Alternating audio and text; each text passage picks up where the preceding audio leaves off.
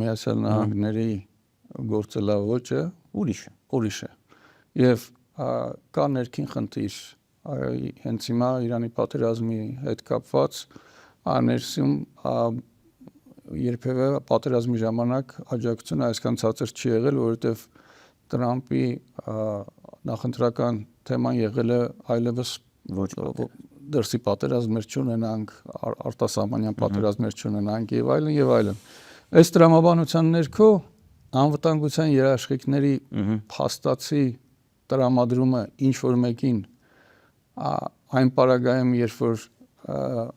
մի քանի տարվա ռոպագանդայից հետո եւ հզոր բազայից հետո, որը պրոուկրաինական է, սպասել, որ Հայաստանում կլներ, չեմ կարծում, որ դա իրատեսական է։ Այսինքն մենք պետք է հասկանանք, թե ինչի հետ գործ ունենք, չկա երաշխիք, բայց տվյալ պարագայում ամբողջ աշխարհում նմանատիպ երաշխիք որևէտեղ չկա եւ անգամ 100 միլիարդ, երևի 100 միլիարդի կասնի ընդհանուր, այսպես ասած, հավելյալ ծախսերով Ուկրաինային նվիրված գումարները տարիների ընթացքում, անգամ նմանատիպ ծախսերից հետո Ուկրաինայի պարագայում իրենք եւս նմանատիպ երաշխիքներ չեն տալիս։